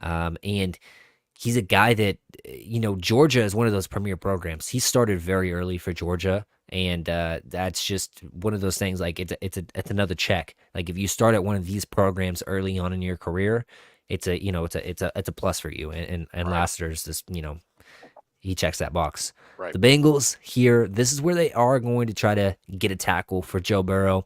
I'm going to go Kingsley Suamataya, Taya, however you say it. I'm not Samoan. I don't know. But I'm going to go with him, and I think it's one of those picks where you bet on the upside and you get him at 49. You feel really good about that. Yeah, I agree. Eagles up on the clock for Tim. You just want me to go to kickers right now, or Yeah, long snappers, Timmy. Long snappers. Come on, if you're gonna do it right. Or better, let's go with a Matthew Slater type. Just you don't want to give them a special teams ace. Hold on, special teamer Slater is what I was trying to say. I love Matthew Slater. I'm not trying to disrespect Slater. It was just I meant the special teamer. That's what I was trying to get at. But not just long snapper. No, with this, actually, I actually want to make a move. I want to try to get New England back up into the second round. Ooh. Okay. Okay. Spice things up late second round. Yeah. Let's go, baby. Let's do it. So, all right. New England, where are they? Right there, 68. For the Eagles. So we get 50, you get 68, and we give them 103 or something, or what? Yeah. I mean, you're jumping 18 spots. That's your best pick you have. So yeah, no, absolutely. I was trying to read it that it was lopsided. It's like, what do you mean it's lopsided? But no, you good for that? Okay. Yeah. New England's back up, and who are we picking? New England's back on the clock. All right, so we took our tackle, we got our quarterback, we got our receiver, and with this, I want to take another receiver because New England has never drafted. I don't think we picked a receiver. I picked an edge rusher for you guys. No, we got A.D. Mitchell, or Pat's got A.D. Mitchell. I picked him. Did you? 23. Yeah. Oh, you did. Who did I pick for you guys again? Blake. Okay, Fisher. Yeah, Fisher. Okay. Fisher. So Yeah, you're you picking got another wide Mitchell, receiver, and you're Fisher. going who? I'm going with South Carolina's Xavier Leggett. Ooh, the country boy. That's. I love Xavier Leggett. He lost both of his parents before he even finished high school, and so he's a guy that has been through the ringer really, and it didn't let him fold, and it took him some time to get on the field at South Carolina, but this past year, just so good, over 1,000 yards, great red zone threat as well, caught everything. Better route runner than people give him credit for. Obviously, I think that a lot of people don't understand that most college wide receivers are not running the full route tree anyways. Mm-hmm. So a lot of these guys are going to have questions about their route tree. But I thought he was better, at the stem, at the point of attack, and top of the routes than people give him credit for. Absolutely. I'm a big fan of his, especially with his, I can only imagine his accent around Boston. There you go, man. That's a match made in heaven, honestly. We got the Steelers up now for my guy Mike Guido. I'm not even thinking about this one. Give me Ennis Rakestraw. I think this is a clear-cut pick. They need to add depth at the corner spot. This is, I think, one of the better man coverage corners in the draft. He doesn't have a ton of ball production. He's not a huge interceptions guy, but he's a really sticky corner that can stay with a man. Like I think this is a really solid corner in this draft. And honestly, it wouldn't stun me if Ennis Rakestraw ended up going late first. I think he's got that kind of ability as a man corner. He's one of these littler corners, but he's a good player. Yeah. I agree. I like the fit a lot and it just fits that Mike Tomlin system too. He's not a great tackler. Like he's pretty slight, but as a coverage corner, he's really like he's really twitchy and really reactive. He's a nice player. Yeah. The Rams, they went with Dallas Turner, first round, I believe. Yeah. Back up on the clock. I'm going to go ahead and go down a little bit. I'm gonna pick Junior Colson. National champion, linebacker. I think he got like adopted out of Haiti. Lost both of his parents there. Comes over here, gets adopted at like 8 years old. Doesn't even know English, something like that. And learns it. Starts playing football. That's really how he started to, really just learn in general. This culture over here in America, but also just English in general. And goes there to Michigan. Played with 2 broken hands in the national championship game. This guy's he's got all the mental makeup that you want, and he's just solid. He's more of a guy that I like and not love, but I just think that he fits with that Rams defense. And obviously they lost their coach to the Atlanta Falcons for their defensive head coach, but man, it just seems like they want to get better in the middle because they were so poor there last year. And the Eagles for Tim. Eagles.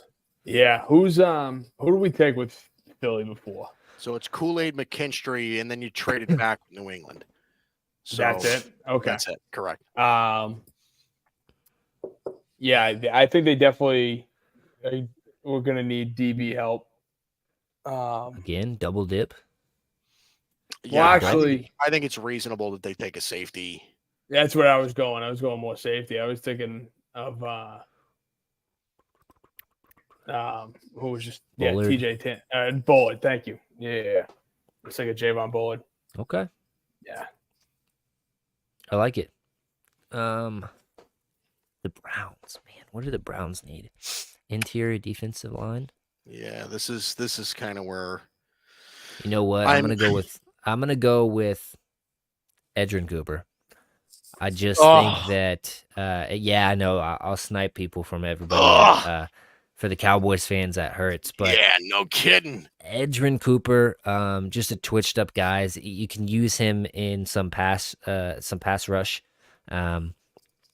situations, and you allow him to be with Myles Garrett and stuff like that. In those situations, it's just like crazy. You pair him with JOK. He's just a guy that just fits that Browns defense to me, and because they have so many veterans, just savvy players, he can kind of learn a little bit from those guys and just be free as a linebacker, and it just seems like a really good pick for them. Dolphins up on the clock. Tim, you're gonna have to draft for your rival here. You want me to get the kickers, you're not gonna give me the Cowboys? No, I'm not. Hey, you picked for my Pats. Come on now. Nah. All right, for the Dolphins. Yeah, let's go with Chris Jenkins. Let's go with Chris Jenkins. I think, they definitely need defensive line help anyway. That's one of Miami's weaknesses. Mike is up for the Cowboys. I must have miscounted because I thought I had the Cowboys, but it's okay. No, you're good. I was just, messing with you. I mean, man, Edgerrin Cooper really hurts. I was really hoping he'd fall. Ugh. Who did they pick for round 1 again? Amarius Mims. Okay, yeah. Amarius Mims. I'll tell you, Malachi Corley is a 30 visit guy. They brought him in. Yeah, it wouldn't surprise me if they went there. I don't think. This guy's a 30 visit guy, Jonathan Brooks. Yeah, that's kind of where I'm looking. I think I'm going to take Jonathan Brooks. He's one of those guys. Listen, he's really, I think, the only running back that could be taken in round 2, right? And this is what I mean. I'm not talking about later round guys like Marshawn Lloyd or Roger Castime or like any of those. I'm talking about earlier round guys, Trey Benson, Bucky Irving, Blake Corum, those guys. I think Jonathan Brooks, from a pure talent perspective, is the only one that I could see being like a super breakout player. Like that's one of those guys where I think like he's so good at being patient behind the line. Like he's got a lot of like Le'Veon Bell qualities that I really, really like. Okay. People are scared with the injury, but I think that at this point, Cowboys are not afraid of injured players in the second round. No, they're not. So. And that's kind of why it fits, right? And he's a Texas kid, right? So I think 30 visit guy. I mean, Right. I For think they me, like. here's the thing. For me, I would hate the pick, but this sounds like a Cowboys thing. So Why would go you ahead and hate lock it? it in. That's interesting to me. Because I just don't believe in drafting You- running backs early. I mean, I this just isn't Well, it's like early. I mean, this is mid second second round, round. but you're talking. Listen, here's the thing: is second round for me is a premium pick, and I'm done spending. Like talk about last year's draft in general. You spent on non-premium positions your top 3 selections in defensive tackle, tight end, linebacker. right. None of those are valuable positions in today's NFL. Mhm. And then you're going to come back this year and pick Marius Mims. Great pick. I would like that pick. Kind of a, what do you have here in this player? And then Jonathan Brooks coming off the injury. It's just like that pairing would make me very weary with Hmm. how I project the Cowboys season going. You're betting on people again, and I feel like they tried to do that last year and it just didn't work out. So, all right. So let's be fair here, Abe, because you're the guy with the Cowboys podcast, right? And you haven't picked for the Cowboys tonight. So, who would you have picked in this spot if not Jonathan Brooks? I would have went with Malachi Corley just Yeah. because he's another 30 visit guy. He's a guy that, and for what I think that the Cowboys, it's a copycat league. Who beats the Cowboys more than anybody? It seems like the 49ers, right? Yeah. Who does Right. Malachi Corley comp to? Debo Samuel, right? Yeah. And so it makes me think like this is, if you want the guy, you got to get him in this kind of area. And then at the same point is like center, you're not loving any of these guys. Christian Haynes, if you kicked him into center, I would really like that pick. But I don't know if he can do it necessarily. I think Christian Haynes has a solid shot to go in round 3. You Christian think Haynes is so? one of those. Yeah, I think so. I mean, Christian Haynes is one of those players where I think his draft range is really wide. Like he could go anywhere as early as like 36 and go as late as like 90. Like he's Yeah. one of those players to me. So Yeah, you know, and another thing is like the running back class for me, it's weak. not Jonathan Brooks, all these other people under him. They're like this to me. They're in a stack, and of course, Jonathan Brooks he's probably my running back one, if not for injury. But just the disgust in my mouth when I think Cowboys taking another injured player round 2, it just doesn't sit well with me. So sorry to disappoint you. no, it's fine. No, and it's not that I didn't think that the Cowboys would do this. That would not surprise me at all. It really would. It's on brand. You know what I mean? Right. Yep. Mhm. Are we gonna go Brooks? Jonathan Brooks. Yep. Okay. Jonathan Brooks. And Tampa Bay Buccaneers up for me right here. You're gonna sell some jerseys here, guys. We're going TJ Tampa to Tampa, and How perfect is that? it's Mhm. it's a match made in heaven. Obviously, they need cornerback help, and I mean, what Tampa and Tampa, like that doesn't get any better than that. So I don't know what else to say about that. Timmy, you're up with Green Bay here. Packers You know what? again. Ram Barton and Tyler Newbin. That's a good draft, dude. That is a good solid draft. It really is. That's And you very know meat what? and potatoes. I'm gonna go with Blake Corum here because even though they might not look like they need it, I think that down the line, yes, one of if not both their running backs are gonna be gone, so they're gonna need somebody. And to get Blake Corum in, they signed Josh Jacobs, right? yeah. Well, so but again, Blake Corum, again, you're gonna need depth at Blake running Corum, back anyway. AJ Dillon, and Josh Jacobs. That's it. The little bowling ball room. Okay. It is. But you know what, EJ? They did the same exact thing with AJ Dillon. The same year they drafted Jordan Love, right? They like to kind of stack positions and then plan for the future in that way. They did the same thing when Aaron Jones was going crazy too. So don't hate it. Who did we have the Texans picking earlier? Braden Fisk. Yeah, this is me, I think, right? They didn't have a first rounder, did they? They did not. Yeah, no, they traded back with Minnesota. Yep. So okay.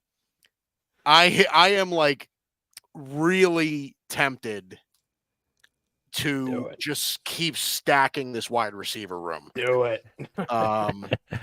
I really am, dude. I really am. Because if you really think about it, right? Like, how quickly did Houston turn around their entire roster? Like, their roster is complete. It really is, dude. It's so complete. I will say, like, the wide receiver is very tempting. I don't get me wrong, but they do have a defensive minded head coach, and you got to think, like, is there somebody that's hitting you in the face, like, oh, okay, this guy could definitely be there. I mean, that outside of Max Melton, maybe. I just like, I don't know that the corner is there. Like, I'm a big fan of Kalen Carson, but I'm like, Kalen Carson is also, I think, a 3rd, 4th round pick. I think that Kyrie Jackson is going to go 2nd round. Kyrie Jackson could go 2nd round. I am gonna. Ooh, this is tough. Okay. I am going to. What do they have in the wide receiver room right now? Diggs, Tank Dell, Nico Collins. Mm-hmm. They have another guy. They have 4 deep, if I remember right. Yeah, they're like 6 deep, dude. Noah Brown, John Mechie, like they've Noah got Brown. That's who it is. They've got receivers up the wazoo. So I might, you know what? I might pass on that. You know what? I'm gonna. There's no linebackers really around either. They're all gone. Let me look. They're all gone. I mean, unless I'm taking Jeremy Trotter or I'm taking Cedric Gray or something like that, but I think that's early for them too. Yeah, I'll take Max Melton here. He's one of those like sneaky corners that I think could go pretty early. Again, it just adding to this defense, solidifying it. You know, I haven't watched Max Melton, so I'm not sure about him. He's a good player. He's an entertaining corner. He puts on a show. All right, we went with the Bills for a wide receiver earlier in the draft. Go ahead and just get him another wide receiver. Roman Wilson right here. Yeah. They lost 2 guys. Yeah. No, I'm trying to think if there's somebody that I'd rather have. They have so many holes on that team. But it's almost like as Josh Allen kind of goes, they go. So maybe you do want to go Roman Wilson. Roman Wilson would not surprise me even in the slightest. Oh, absolutely not. I could see them doubling up on wide receiver easily. Yeah, that, or if you wanted to, you could probably go, at least right here, Jonah Ellis or Chris Braswell, because Von Miller is in his final year. Marshawn Nealand is still available as well for Buffalo. I mean, Marshawn Lehman. You talked me into it. This guy. This is the guy. You've been dying for that. Yeah, I've been dying for the pick. Dying. I'm not a fan of Braswell or Ellis, really. Well, you stole my pick. Let's put it that way, because Detroit was right there. Detroit was right there. Damn. Shouldn't have said it. I'm a big Dan Campbell guy. I don't know if you could tell, but I absolutely love Dan Campbell. But I'll tell you this though, they need guard help. Wilson here, Tim. No, listen, they need guard help. Christian Haynes is he'd fit Detroit too. He's a tough nosed dude that will battle in there in the interior. Yeah. Well, I was definitely trying to go. What do we do with them earlier? We went with Verse, didn't we? Jared Verse. That's right. Yeah. So I was going offensive line anyway, and I was trying to figure out whether I should go Kieran from Yale or they have Panay Sewell, and then they have here's Decker, my question, I believe, right? Here's my question. Why the need for guard? Right? Like, they just signed Kevin Zeitler. Graham Glasgow's a really solid interior guard. Like, I think it's because Ragnow is getting up there, if I remember right. And that's one of the things that they do not want to go back to where they don't have any offensive linemen. Like, they have one of the best offensive line in the league when everybody's healthy. And did they lose Decker? No, Decker's still there. Okay. Decker is still there, and then Panay. Yeah, I mean, right tackle. It is what it is. I mean, I guess maybe we could go with this could be a spot for Kyrie Jackson, physical outside corner. Yeah, that's kind of what Um, I'm thinking is corner here. I've heard of this Phillips kid. He's kind of jumped up the board. I have not watched Andrew him. Phillips. Yeah. Chris Abrams Drain is somebody I would look at here too. Yeah, Kyrie Jackson, Cam Hart. But again, What are you looking at? yeah, right. What are you looking at, Tim? Yeah, well, I just pulled up their roster here. What's their O line looking at? Is it still good or? I feel So like they Taylor lost Decker, somebody. Taylor Decker is still there. Well, according to their depth chart, hold on, let me. Yeah, it's Decker, Graham Glasgow, Frank Ragnow, Kevin Zeitler, and Panay Sewell on the offensive line for them. That's stout. That's stout, yeah. It's a hell of a line. And don't forget, why the freak did I forget his name? Stupid dude that ineligible receiver or whatever. What was his Skipper? Yeah, Skipper. There you go. Skipper. I thought, don't Oh, put some respect on Dan's name, bro. He skipped reporting. No, he reported. That's such nonsense. You guys should have lost that game. I'm sorry. That was nonsense. Bro. You should have lost that game. Yeah. We're not getting into that again. Yeah, that's right. Mr. Tuck rule, whatever. Hey, that was the rule, baby. That was the rule. His arm was in motion. All right, let's go for this. Yeah, let's go DB. Let's go Kyrie Jackson out of Oregon. I like it. Former Alabama cornerback. Whoops, I didn't mean to do that. Baltimore, Mike, don't mess up the pick again. They're a good drafting team. Who did they go with the first round? Don't mess up the pick again. What? I messed it up the first time?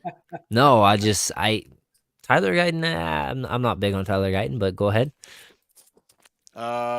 Give me Roman Wilson. I'll take Roman Wilson. They can use a little bit of extra depth at receiver. I'll take Roman Wilson here. I like the pick.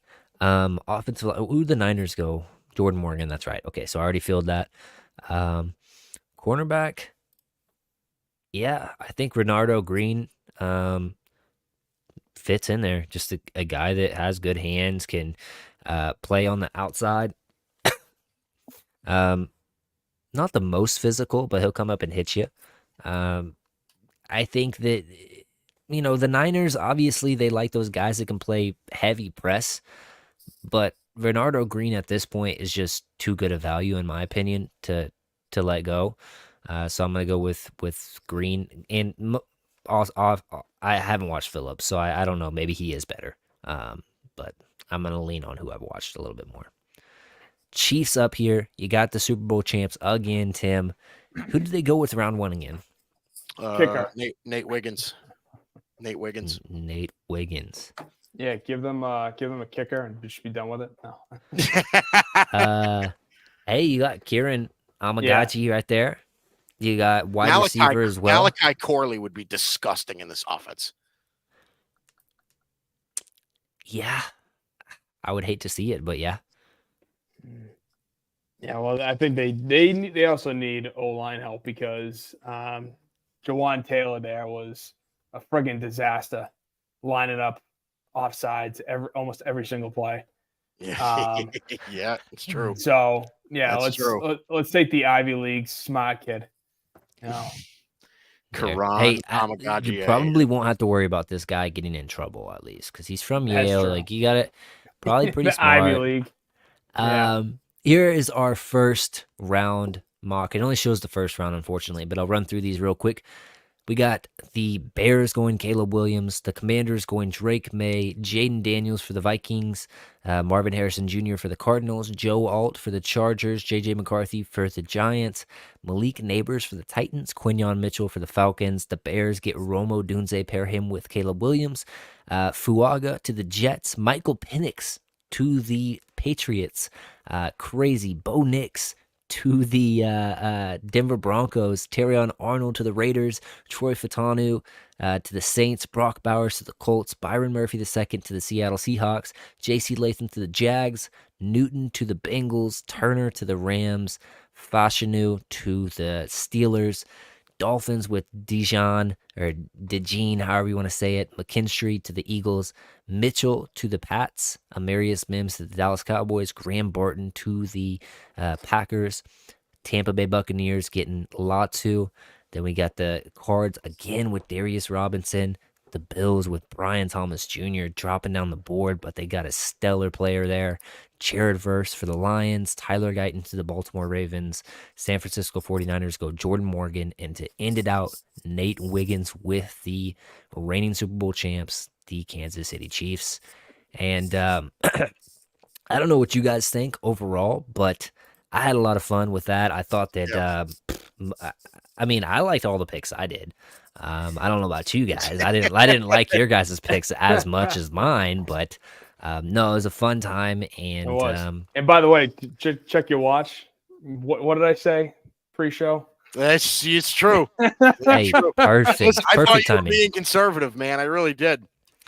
Hey, sometimes we just got to roll through the picks, man. Sometimes it's no-brainers.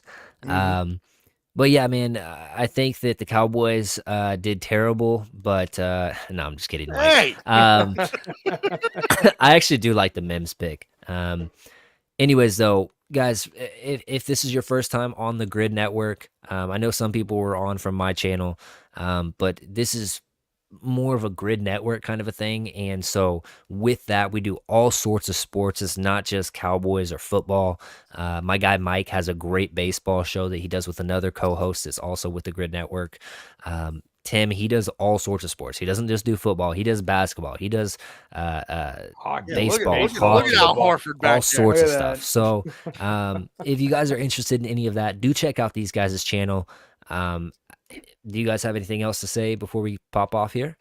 Nah, man, it was fun. I really enjoyed it, and it's gonna be fun next week. See how we compared to what Yes, actually happened.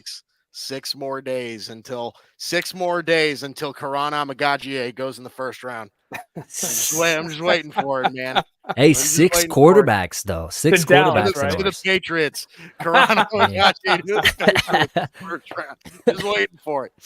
Oh man, yeah. Hey, Tim, if they draft Fisher early on in the first or second round, hey, don't call me a prophet, but Easy, um, easy.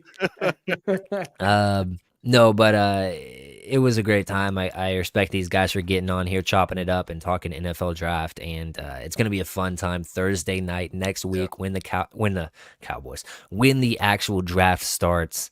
I'm excited because my team can maybe do something better. I always say the Joneses, if they didn't have to, they probably wouldn't draft because it's easier for them. But hey, it's one of those things. Every single team has hope after the draft, and that's what's so fun about it. You get new players, and it brings back that childish nature of, oh, we're gonna win, we're gonna be better, and so it's a lot of fun. Anyways. Until the depressing reality of Training camp. That's right. Yeah. No, yeah. Until you're in week 6 and you realize, yeah, we still suck.